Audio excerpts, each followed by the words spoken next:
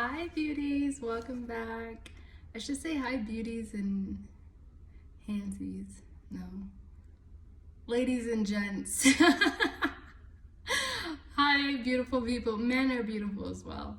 Welcome back, Coco Cares. This is Jireh here. If you're new here, thank you for dropping in. And if you're returning, I appreciate you for loving this knowledge and coming back. I really talk about accountability here, guys.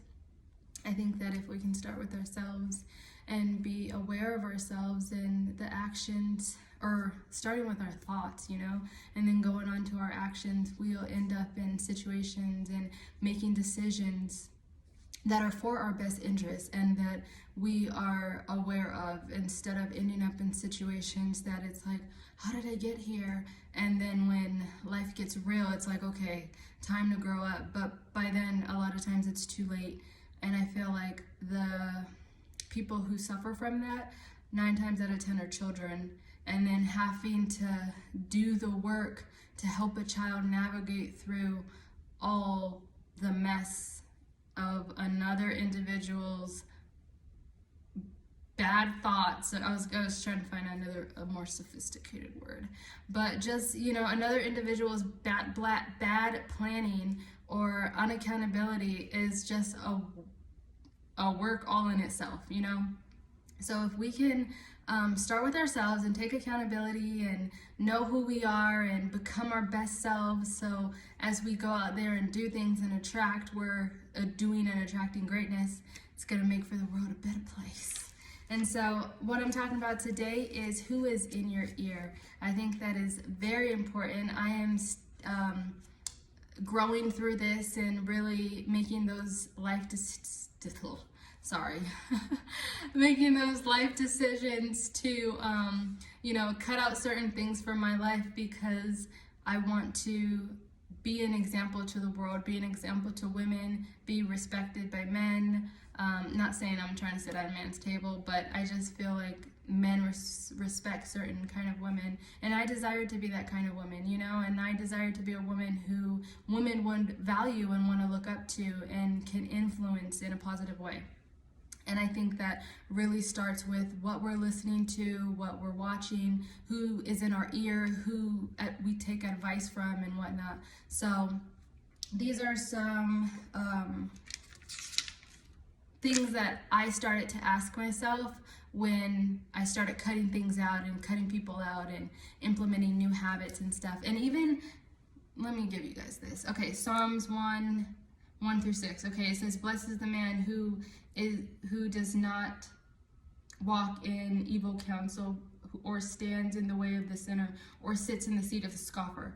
And so I say that because a lot of times, a lot of the stuff we're listening to is stuff that is not going to serve our higher self. Stuff is stuff that's not going to lift us up and promote us. It's really stuff that is designed to bring us down and to get us thinking in a negative way, or keep us in a negative, depressed state, a state that is of our lower selves. And so if we start operating in a mindset of like, okay, is this serving me? We can get somewhere. And what was I gonna say? There was I think I lost it. But anyway, let me just roll in there with my tips. Okay, so when I start thinking about who or what thank you, Jesus. That's what I was gonna say. And I know he brought this back to me because it's a valid point. One, we're soil, I feel like we're soil in everything that you listen to, everyone you allow into your life, you're being influenced in one way or another. And a lot of times, like just for myself, I used to listen to certain kind of music when I worked out because I was like, oh, I need that pump, I need to be feeling it. But number one, when you work out, you are not thinking. So whatever you're listening to is going straight into your subconscious mind. And then you find yourself like, okay, why am I thinking this? Why am I acting like this? Like, why did I just laugh at that kind of joke that is really not appropriate? But it's because that's the garbage that's in your subconscious mind, And that is where you operate from. We don't operate from our conscious minds. Whether you want to believe it or not, we operate from our subconscious mind. And so I know, you know, you are a spirit, you live in a body, and you possess a soul.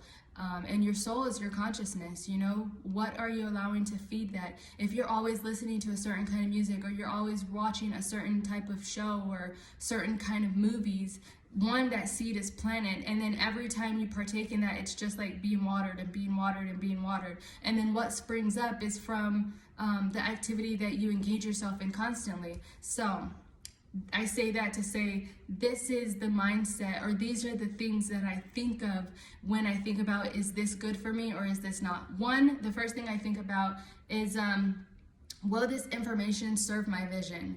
So I had to start cutting out a lot of music, some people that I enjoyed, you know, and a lot of TV shows, and even a lot of certain kind of movies. Stop dealing with a lot of people, because I was like, is this serving my vision? My vision, I designed to help women and men, but I started this because I really wanted to help single moms. My mom became a single mom after 15 years, and I feel as though she really didn't understand how she got there, you know, because leading up to there, she wasn't really aware of what she was doing in her actions. And then it's like one thing rolls into another, and I'm just trying to make the right decision, you know? And from that, you have children who are just looking at the aftermath of what's going on, but they don't really know what to ask, or, you know, what to believe or what to think, because there's so much unspokenness that is lingering in the air that nobody wants to say or do the wrong thing. And so I was like, okay, if I want to be a person who is out helping people make better decisions, and helping people be aware of themselves so they don't just find themselves in certain situations, I first have to start with myself, you know? I first have to be a woman who is accountable, who is leading herself, who is able to influence myself, because I can't influence others if I don't influence myself. And so I have to think as, is this information serving the heart that I have for women? Is this information serving the heart that I have for children? Is this information serving the heart that I have to see healthy, whole, prospering families? And if it's not, then I have to, you know, make that hard choice to remove it. And I don't think of it as a sacrifice, because ultimately I want to be my best self, you know? And it's really just about like, okay, you know, delayed gratification. Like, do you want something now, or do you want to see the bigger picture? Like do you want to see the bigger effect? I was trying to also think of something sophisticated. But do you want to see the vision, or do you just want what you want now? You know, because if you have clear water, but every once in a while a small drop of dirt gets in there, it's murky water.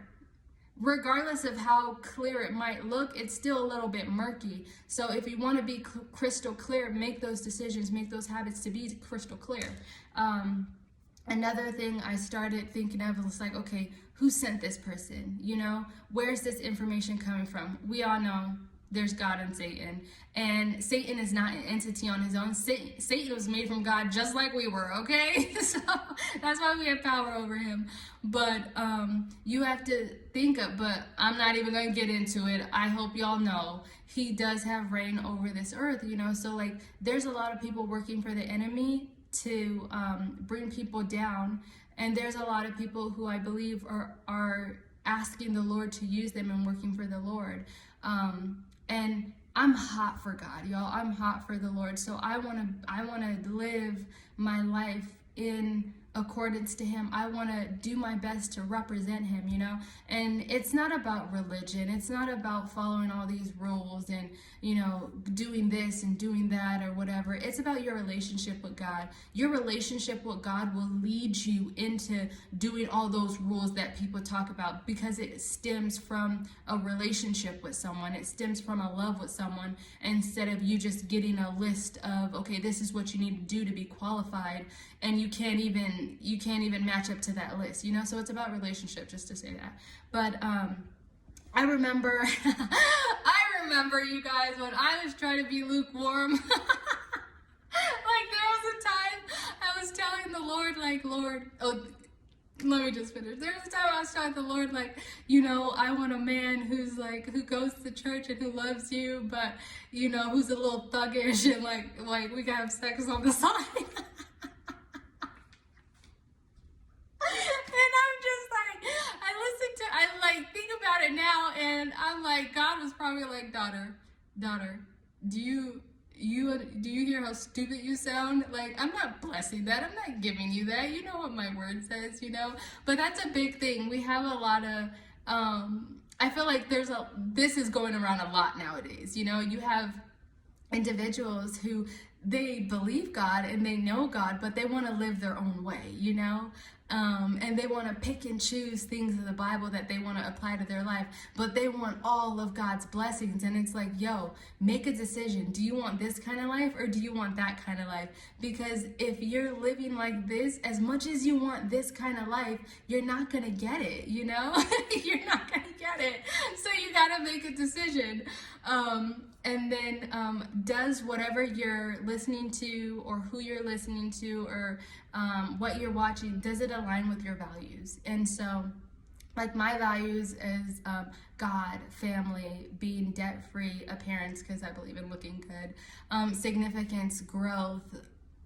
Like, those are some of my values. So if I'm listening to information that speaks that has nothing to do with like God or family or unity or is speaking about division or man against woman or, you know, anything like that, then I know this is not aligning with my values. I don't need to be listening to this because it's going to go into my subconscious, and then I'm going to start acting out of that place of scarcity or fear or lack because this is what is feeding me. And then lastly, is the image of this person or this thing something that you want to be associated with? And I say that because just think, if you weren't able to talk or you weren't able to, say you got in an accident or something, I'm not speaking that over anybody in the name of Jesus, but somebody came into maybe like your office or someone came into maybe your house and you had like all these posters and